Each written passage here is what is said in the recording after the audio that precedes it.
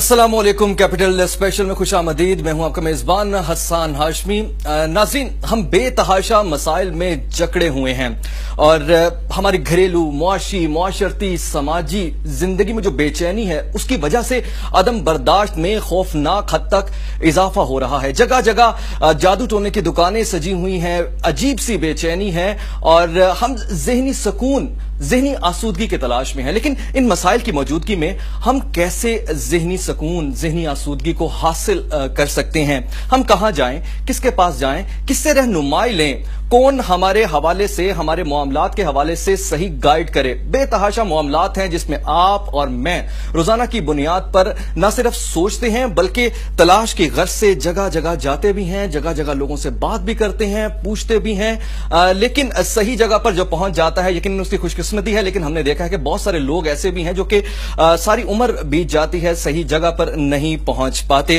हमारे साथ आज स्टूडियो में, चूंकि कैपिटल स्पेशल प्रोग्राम है, तो स्टूडियो में एक ऐसी शख्सियत मौजूद हैं जो कि रूहानी शख्सियत भी हैं और जिनसे हम आज अपने मसाइल के हवाले से बात करेंगे, उनका हल तलाश करेंगे। हमारे जहनों पे जो गर्दिश कर रहे हैं सवालात, आज उनसे पूछेंगे उन सवालात के हकीकी जवाब क्या हैं। पीर सैयद जमर्द हुसैन शाह गिलानी नक्शबंदी साहब हमारे साथ स्टूडियो में मौजूद हैं। बहुत शुक्रिया पीर साहब का आपके कीमती वक्त। नाज़रीन, गुफ्तगू के बाकायदा आगाज से पहले आपको बताते जाएं कि पीर साहब सज्जादा नशीन कहरोड पक्का हैं और हम इनसे बात करेंगे अपने मसाइल के हवाले से, क्योंकि बेतहाशा ऐसे मसाइल हैं, बेतहाशा ऐसे मामलात सामने आते हैं जो कि हमारी रूह को लर्जा देते हैं, जो कि हमारे मामलात पर एक दफा फिर से सोचने पर मजबूर करते हैं क्या ये सही तरीका था, जो कि सही तरीका नहीं है। आज पीर साहब से बात करेंगे। पीर साहब, बहुत सबसे पहले शुक्रिया आपका। आज हमारे मुआशरे में तनाव बढ़ता चला जा रहा है। बुनियादी तौर पर सबसे पहले आपसे जानना चाहेंगे कि पीछे ऐसे कौन से अनासिर हैं जो कि कार फरमा हैं इस तनाव के? बात दरअसल ये है कि अल्लाह तबारक व तआला ने बड़ा पेचीदा मसला आपने छेड़ा है और इसमें हमने कुरान की तालीमात को छोड़ दिया है और जो अमली जिंदगी हमारे आका हजूर नबी करीम रऊफ रहीम सल्लल्लाहु तआला अलैहि वसल्लम ने गुजारी, हमने वो रास्ता छोड़ दिया है। और कुरान पाक में अल्लाह तबारक व तआला ने वाज़े तौर पे ये सूरह नहल में फरमाया है कि मन आमिला सालिहम मिन ज़ाकरिन औ उन्सा व हुवा मुमिनुन, कि अल्लाह पाक ने फरमाया कि अगर तुम चाहते हो कि तुम्हारी जिंदगी बेहतर हो तो तुम नेक कामों में हिस्सा लो और तुम दुनिया में रहकर नेक काम करो, और अगर तुम ऐसा करोगे तो मैं तुमसे वादा करता हूँ, अल्लाह पाक ने फरमाया कि मैं तुमसे वादा करता हूँ कि मैं तुम्हें सुथरी और आसान जिंदगी अता करूंगा। अब हमने जो है, और फिर उसमें रब ने ये भी अल्लाह पाक ने फरमाया कि मैं वो जिंदगी अता करूंगा कि तुम्हें उसका अंदाजा भी नहीं होगा, यानी तुम्हारे लिए खुशी की जिंदगी, मुसर्रत की जिंदगी, सुकून की जिंदगी अता करूंगा। लेकिन क्या करना होगा कि तुमने दुनिया में रहकर नेक अमाल करने होंगे। अब इसके लिए ये शर्त तय नहीं की अल्लाह पाक ने कुरान पाक में फरमाया कि शर्त नहीं है कि वो चाहे मर्द हो या औरत हो, जो भी हो, अगर वो दुनिया में रहकर नेक अमल करेगा, नेक काम करेगा, मैं उसका दुनिया में भी अजर दूंगा उसका और उसका आखिरत में भी अजर दूंगा। आज हमारी जिंदगी, जो आपने सवाल किया कि हमारी जिंदगी ऐसी है कि हम ना दुनिया में सुकून है, ना आराम है और परेशानियों से जिंदगी है, तो उसकी हमारी वजह यही है कि हमने नेक आमाल छोड़ दी हैं, नमाज पढ़ना छोड़ दी है, सदका खैरात करना छोड़ दिए हैं, हराम रोजी कमाते हैं और उसी को खाते, यहाँ तक के वईदे हैं कि हराम रोजी से कमाया हुआ माल नेक कामों में खर्च नहीं होता। तो इसके लिए जरूरी है कि हम, अल्लाह ताला ने जो कुरान पाक में हमें जो रास्ता बतलाया है, हम उस रास्ते पर चलें। हमने वो रास्ता छोड़ दिया है, हमारी जिंदगी परेशान हो गई है। जी पीर साहब, आपने बड़ी जबरदस्त बात की और यकीनन नाज़रीन अगर बात करें तो ये दीन है, इस्लाम है। कुरान में भी अल्लाह ताला कहता है कि दिलों का इत्मीनान जिक्र इलाही से है। तो यकीनन हमारे जितने भी मसाइल हैं, बुनियादी जड़ तो यही है कि हम दीन से दूर हैं। दीन के करीब हो गए तो हम ना सिर्फ अपनी जिंदगियां बेहतर कर लेंगे बल्कि पूरी दुनिया में राज ना करें। अच्छा पीर साहब, चूंकि हम बात कर रहे हैं रूहानियत के हवाले से और सिलसिला आलिया बहुत सारे हैं, बहुत सारे सवालात जो कि आम लोगों के जहनों के हैं वो हम आपसे बाद में करेंगे। लेकिन उससे पहले हम ये जानना चाहेंगे कि आपका ताल्लुक नक्शबंदी सिलसिले से है। कुछ इस सिलसिले में आप बताएं कि बुनियादी तौर पर ये नक्शबंदी सिलसिला है क्या, उसके बाद हम बुनियादी सवालात पे आएंगे। जो सिलसिला है उसका मतलब होता है कि एक राबता, और सिलसिला कहते हैं कि एक राबता जो जुड़ा हुआ हो। हजूर नबी करीम सल्लल्लाहु तआला अलैहि वसल्लम کہ حیات ظاہری میں جو صحابہ کرام ہوتے تھے ان کے اپنے اپنے کچھ مقامات تھے. ہر ایک صحابی اپنے ایک مقام کا درجہ نہیں رکھتا تھا. جیسے حضرت ابو بکر صدیق رضی اللہ تعالیٰ عنہ، حضرت عمر فاروق رضی اللہ تعالیٰ عنہ، حضرت مولا مشکل کشا حضرت علی کرم اللہ وجہ الکریم اور حضرت عثمان غنی رضی اللہ تعالیٰ عنہ. جب یہ لوگ زیادہ سرکار کے قریب ہوئے اور سرکار نے ان کو نوازا، حالانکہ بات میں لمبی نہیں کرنا چاہتا لیکن بات سمجھ بھی آ جائے کہ جیسا کہ دیگر صحابہ کرام تھے ان کا اپنا اپنا ایک مقام تھا، مگر ان کا درجہ کچھ زیادہ بلند ہوا. پھر ان سے یہ سلاسل نکلے، کیونکہ سلاسل ایسی چیز ہے کہ جس کا نام رابطے سے ہے. قرآن پاک میں رب نے فرمایا کہ یوم تبیض وجوہ و تسود وجوہ، کہ جو کچھ لوگ ایسے ہوں گے جن کے چہرے بھیانک ہوں گے اور کچھ لوگ ایسے ہوں گے جن کے چہرے چمکدار ہوں گے. رب نے فرمایا ہے، کیونکہ میں بات آپ سے وہ کرنا چاہتا ہوں کہ جو قرآن اور حدیث سے باہر نہ ہو. بالکل ٹھیک ہے. رب نے فرمایا کہ کچھ لوگوں کے چہرے روشن ہوں گے، کچھ کے بھیانک ہوں گے. تو پھر جب اس کی تفسیر علماء نے اور مفسرین کرام نے لکھی تو فرمایا کہ مولا یہ کیسے فرمایا کہ کچھ لوگوں کے چہرے بھیانک ہوں گے؟ کیا نمازیں نہیں پڑھیں گے، روزے نہیں رکھیں گے، عبادات نہیں کریں گے، صدقہ خیرات نہیں کریں گے؟ تو رب تعالیٰ نے فرمایا کہ نہیں، ایسا نہیں ہے. نمازیں بھی پڑھیں گے، روزے بھی رکھیں گے، لیکن اس کی وجہ یہ ہے کہ چہرے بھیانک اس وجہ سے ہوں گے کہ ان کا رابطہ جو ہے میرے نبی سے کٹ گیا ہوگا. جب وہ رابطہ کٹ گیا تو ان کے چہرے بھیانک ہو گئے، چاہے وہ عبادت کرتے رہے. لیکن جن کا رابطہ میرے نبی سے جڑ گیا تو رب تعالیٰ نے فرمایا کہ ان کے چہرے روشن ہوں گے. تو پھر جن کا رابطہ جڑا آج ان کا مقام درجہ بلند ہو گیا. حضرت ابو بکر صدیق کو لے لے، حضرت عمر فاروق کو لے لے، ان کا درجہ جس مقام کو پہنچا وہ کسی اور صحابہ کا نہ ہوا. تو صحابی اس وجہ سے نہیں تھا کہ انہوں نے نمازیں پڑھی ہیں، روزے نماز پڑھنے والے آج بھی بڑے ہیں، لیکن ان کا درجہ صحابی کا اس لیے بلند ہوا کہ انہوں نے حیات ظاہری میں آمنے سامنے اپنے آقا حضور نبی کریم صلی اللہ تعالی علیہ وسلم کو دیکھا. جب دیکھا تو ان کو یہ درجہ ملا کہ وہ صحابی ہو گئے. تو جب ان سے ان سلاسل نکلے تو اس میں مختلف سلاسل ان کے نام سے آ گئے. ٹھیک ہے. حضرت ابو بکر صدیق تھے، انہوں نے پھر جب لڑی چلائی اور پھر ان سے جو لوگ وابستہ ہوتے آئے، تابعین، تبع تابعین، پھر اولیاء عظام، تو وہ سلسلہ نقشبندی بن گیا. اسی طریقے سے پھر قادری بنا، حضرت مولا مشکل کشا سے، پھر حضرت عمر فاروق سے، حضرت عثمان غنی سے، یہ مختلف سلاسل بنے. لیکن سلسلہ وہ تبلیغ کا ہی رہا کہ انہوں نے لوگوں کی اصلاح کی، صحابہ کی اصلاح کی، پھر تبع تابعین نے عوام کی اصلاح کی، پھر اولیاء عظام میں آج تک یہ سلسلہ چلتا آ رہا ہے. ہمارا بیسیکلی سلسلہ جو ہوا وہ حضرت ابو بکر صدیق سے چلا اور پھر وہ سلسلہ چلتا ہوا ہمارا قبلہ عالم سے آیا، پھر میرے والد محترم شیخ کے طریقے اور پھر اس طریقے سے ہم نقشبندی سلسلہ ہوا. تو نقشبندی سلسلہ جو ہے اس کا تعلق بھی اللہ تعالیٰ کے ذکر سے ہے، مگر کچھ ذکر حضرت مولا مشکل کشا نے جو ذکر کیا وہ ذکر کیا بلند آواز سے، حضرت ابو بکر صدیق نے ذکر کیا وہ ذکر خفی کیا، تو وہ سلسلہ نقشبندی ہوا. قادری سلسلے میں ذکر بلند آواز سے ہوا. یہ ان سلاسل کی تعریف ہے. لیکن اب بات صرف وہی ہے کہ حضور نبی کریم صلی اللہ علیہ وسلم سے جو تعلیمات حاصل کی وہ لوگوں کے احوال بدلے، ان کی زندگیاں بدلی انہوں نے، اور اس سے وہ سلاسل بن کر وہ لوگ جو ہے مرجع خلائق ہو گئے. یعنی پیر صاحب اگر تھوڑا سا اسے آسان کر دیا جائے تو یہ ہے کہ یہ سلسلہ جتنے بھی سلسلے ہیں جو بزرگ ہستیوں کے لڑیاں ابھی تک چلتی آ رہی ہیں، بنیادی مقصد ایک ہی ہے، اصلاح بنیادی مقصد ہے، دین کی ترویج بنیادی مقصد ہے، لوگوں کے اندر وحدانیت کے کانسیپٹ کو لے کر آنا بنیادی مقصد ہے. لیکن اب سلسلے کا تو آپ نے ذکر کر دیا، وہ ایسی برگزیدہ ہستیاں چلتے چلتے چلتے آپ کی صورت میں بھی اور آئندہ بھی ہمیں نظر آتی رہیں گی. لیکن ان سلسلوں اور ان ہستیوں کو بنیاد بنا کر، کیونکہ دین، ہم مسلمان ہیں الحمدللہ، لوگ ذاتی طور پر دین کو پسند کرتے ہیں اور دین کی کوئی بات کرتا ہے تو اس کے پیچھے لگ جاتے ہیں. تو بہت سارے ایسے لوگ بھی ہم معاشرے میں دیکھتے ہیں جو کہ نام استعمال کرتے ہیں روحانیت کا، نام استعمال کرتے ہیں اللہ تعالیٰ کا، نبی پاک صلی اللہ علیہ وسلم کا، برگزیدہ ہستیوں کا، لیکن اپنی اپنی دکانیں سجائے بیٹھے ہیں. یہ ایک بنیادی بڑا مسئلہ ہے. یہ ایک بڑی پیچیدہ بات آپ نے چھیڑی ہے، اور اس کو ظاہری طور پر تو اس میں بے شمار مسائل ہیں، بہت سی باتیں ہیں، مگر اگر آپ یہ کہیں کہ اس کا کوئی قرآن و حدیث سے بتلائیں تو وہ ایک صاف ظاہر ہے بات کہ حضور نبی کریم صلی اللہ تعالی علیہ وسلم نے یہ واضح طور پر ارشاد فرمایا ہے اور حدیث پاک ہے کہ جو بندہ دین کا کام دین کے لیے کرتا ہے اور دین کے دائرے میں رہ کر اور دین کی خدمت کرتا ہے اور نیک کام اور نیک عمل کرتا ہے تو اللہ تبارک و تعالیٰ اسے اس کا اجر دنیا میں بھی اور آخرت میں بھی دے گا. یہ حدیث ہے. اور پھر اگر وہ دین پہ چل کر کوئی گناہ کرتا ہے تو اس کو جو نیک کام کیا اس کا اجر ملے گا، لیکن جو گناہ کی اس کی سزا ملے گی.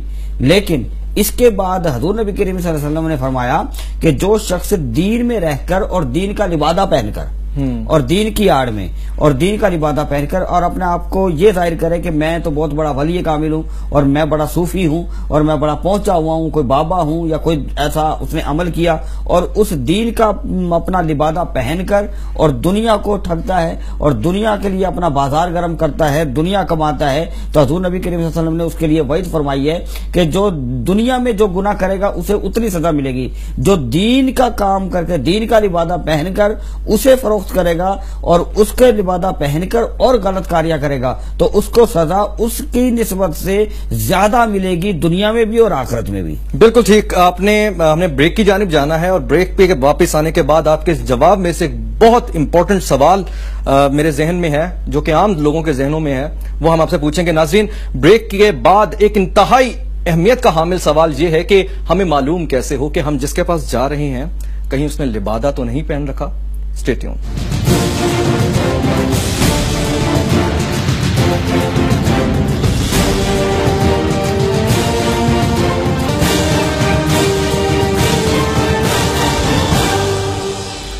بریک کے بعد خوش آمدید ناظرین۔ بریک میں جانے سے پہلے وہ سوال ہم کر رہے تھے جو کہ ہماری عام زندگیوں کے ساتھ جڑا ہے، آپ کے ساتھ بھی، میرے ساتھ بھی، ہمارے احباب کے ساتھ بھی، دوستوں کے ساتھ بھی۔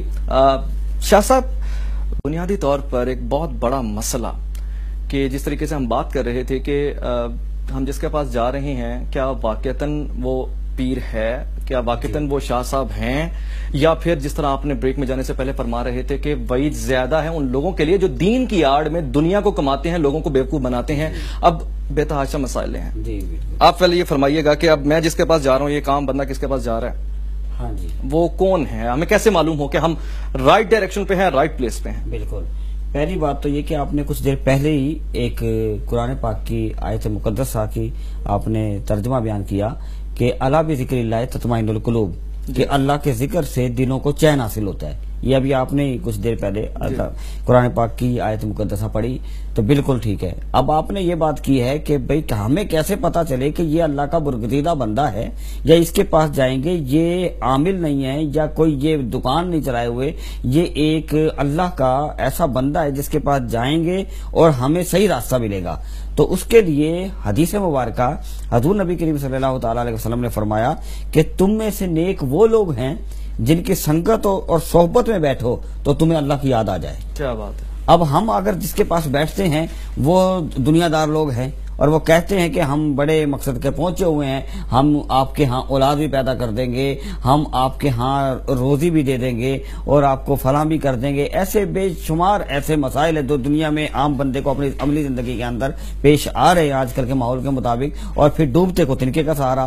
وہ دیکھتے ہیں کہ اس کے پاس جائیں گے، اس کے پاس جائیں گے تو پھر ہمیں یہ بھی حاصل ہو جائے گا، لیکن وہ لوگ جو ہیں وہ اس کے مقصد کہنے کا وہ اس کو ٹھگ لیتا ہے اور لہذا وہ اپنی دکان چلاتا ہے۔ حقیقت میں اس میں کوئی بھی بات اللہ یا اللہ کے رسول کی نہیں ہوتی، لیکن کیونکہ ہم نے راستہ چننا ہے کہ پہچان کیسے ہوگی ہمیں کہ اللہ کا برگزیدہ بندہ کیسے ہے، تو وہ صاف ظاہر ہے کہ ہم نے حضور نبی کریم صلی اللہ علیہ وسلم نے وہ راستہ ہمیں بتلا دیا ہے کہ حضور نے فرمایا کہ تم میں سے نیک وہ لوگ ہیں جن کے پاس بیٹھو تو تمہارے علم میں اضافہ ہو، اور ان کے پاس بیٹھو اور ان کے پاس بیٹھ کر تمہیں دل کا سکون حاصل ہو، دلوں کو سکون اور اطمینان ملے، اور ان کی سنگت اور ان کی دوستی، ان کی یاری لگاؤ، ان کی صحبت اختیار کرو کہ جن کی صحبت میں بیٹھو اور تمہیں اللہ پاک کی یاد آ جائے۔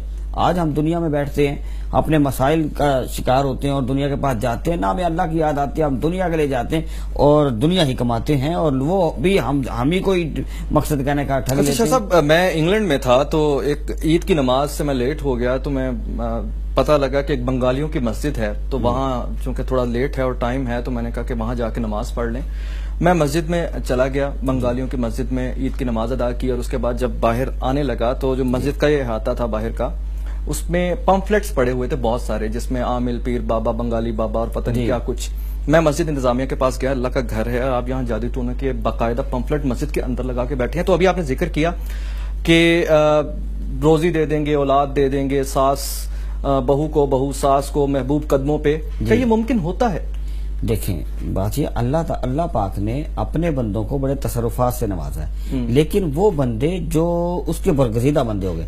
دیکھیں اب آپ بھی ہم بھی سب بیٹھے، ہم بھی اللہ تعالیٰ نے ہی ہمیں پیدا کیا ہے، لیکن کیونکہ وہ رب فرماتا ہے کہ میرے رسول میرے نبی میں اس امت کے کسی بندے کو پیدا نہ کرتا اگر تمہیں پیدا نہ کرتا. لیکن اللہ پاک نے ہمیں پیدا کیا، اپنے نبی کے لیے پیدا کیا، لیکن اس کے بعد آپ نے فرمایا کہ ہمیں پہچان کیسے ہو، یہ بابے ہیں کیا اس میں حقیقت ہے، یہ کچھ دے سکتے ہیں یا نہیں دے سکتے. لیکن دیکھیں علم کا جہاں تک تعلق ہے اور عام علم کا ذکر آپ نے کیا، علم جو ہے وہ عطا ضرور ہوتا ہے، ایک علم کئی قسم کا ہوتا ہے. جیسا کہ حضرت ابو ہریرہ رضی اللہ تعالیٰ نے سرکار کی بارگاہ میں عرض کیا، سرکار نے انہیں علم عطا کیا، وہ انہوں نے سنگت سرکار کی انہیں ملی، صحبت ملی، سرکار کے قریب رہے، قربت ملی سرکار کی، تو انہیں ظاہری علم بھی ملا اور ایک باطنی علم بھی ملا. بالکل جو ظاہری علم تھا تو انہوں نے یہ بیان کیا حضرت ابو ہریرہ رضی اللہ عنہ کے کہ میں ظاہری علم جو میں نے سرکار سے سیکھا وہ میں تمہیں بیان کر سکتا ہوں، لیکن کچھ علم ایسا ہے کہ جس کی میری زبان پر چپ لگی ہوئی ہے، روک لگی ہے کہ میں اسے بیان نہیں کر سکتا، مجھے وہ علم عطا ہوا. جب وہ علم عطا ہو جاتا ہے تو پھر اللہ تبارک و تعالیٰ اس بندے کو اپنے لیے فرماتا ہے کہ مجھے فلاں بندے سے محبت ہو گئی ہے. حدیث مبارکہ ہے کہ اللہ پاک جبرائیل امین علیہ الصلوۃ والسلام کو فرماتا ہے کہ جبرائیل مجھے دنیا میں رہتے ہوئے اس بندے سے محبت ہو گئی ہے. کیوں ہو گئی ہے؟ کہ وہ بندہ دنیا کی زندگی سے ہٹ کر میرے کاموں میں لگا ہے، وہ صرف رات دن میرا ذکر کرتا ہے.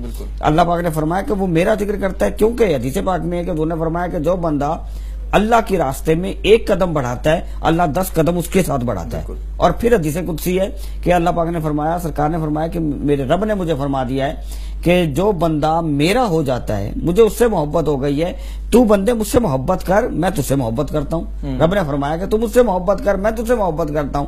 جب رب کو اس سے محبت ہو جاتی ہے تو حضور نے فرمایا کہ پھر اللہ پاک فرماتا ہے میں اس کے ہاتھ بھی بن جاتا ہوں جس سے وہ کچھ کام کرتا ہے، میں اس کے پاؤں بھی بن جاتا ہوں جس سے یہ چلتا ہے، میں اس کی آنکھ بھی بن جاتا ہوں جس سے یہ دیکھتا ہے. اور یہ بخاری شریف کی حدیث مبارکہ ہے، حدیث قدسی ہے. مومن اللہ کے نور سے دیکھتا ہے، المومن اللہ کے نور سے دیکھتا ہے. کہ مومن کی سوچ سے فراست سے ڈرو کہ وہ اللہ کے نور سے دیکھتا ہے. اب یہی سوال ہے، لیکن مومن ٹھیک ہے نا، مومن کا کیسے پتہ لگے؟ مومن کا پتہ صاف ظاہر ہے نا کہ وہ اللہ کے نور سے دیکھتا ہے، اس لیے کہ اللہ پاک نے فرمایا کہ وہ میرا ہو گیا ہے، وہ نمازیں پڑھتا ہے، وہ روزے رکھتا ہے، صدقہ خیرات کرتا ہے. آپ جن بابوں کی بات کرتے ہیں وہ تو نمازوں کا ذکر ہی نہیں کرتے، وہ تو کہتے ہیں کہ بھئی بس ہمارے ہاتھ میں بیعت ہو گئی، تمہاری نمازیں معاف ہو گئی. پیر صاحب چونکہ آپ جس مقام پہ بیٹھے ہیں شاہ صاحب، آپ یعنی کہلوڑ پکا کے سجادہ نشین ہیں، آپ کی گفتگو میں آپ کی زبان سے نکلا ہوا لفظ زیادہ تاثیر رکھتا ہے ایز کمپیئر ٹو کوئی بھی بات کر لے، میں بات کر لوں. آپ یہ فرمائیے گا کہ پچھلے دنوں واقعات اس طرح کے آتے ہیں کہ بلی چڑھا دینا. پچھلے دنوں خاتون نے اپنے بچے کو کسی جعلی عامل کے کہنے پہ قتل کر دیا، یعنی ماں نے بچے کو قتل کر دیا، اولاد نے ماں کو قتل کر دیا. کئی جگہوں پر پیر صاحب اولاد کے جھانسے میں خواتین کی عزتیں اور آبرو ریزی کر رہے ہیں.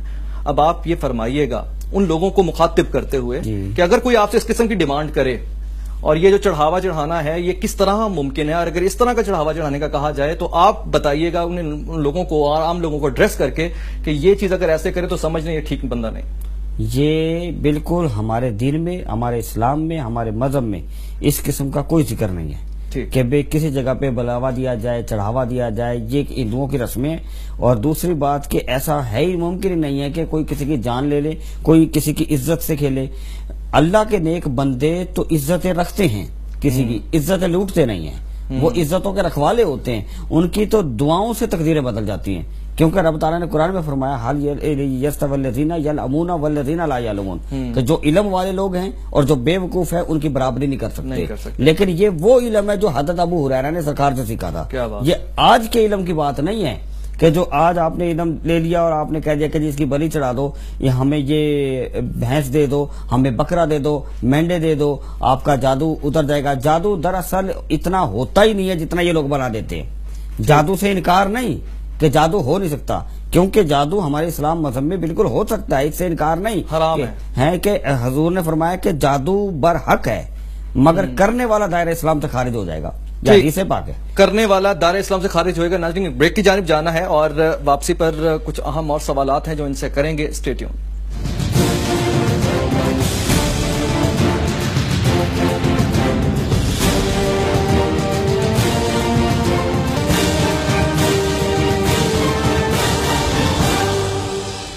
ब्रेक के बाद खुश आमदीद नाजरीन। बात हो रही है औलिया कराम की, जो अहम बरगजीदा हस्तियां होती हैं जिनके पास आप जाते हैं रूहानियत के सिलसिले में।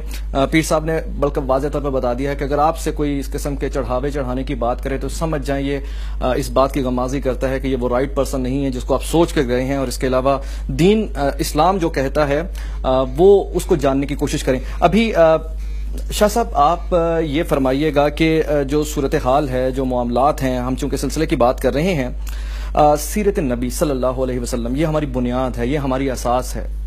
अब इससे दूरी है तो हम बेचैन भी हैं, हम परेशान भी हैं, हम जिल्लतों की जानिब भी जा रहे हैं। अब ये फरमाइए कि आजकल के नौजवान कैसे अपनी जिंदगी को सीरत नबी सल्लल्लाहु अलैहि वसल्लम में ढाल सकते हैं।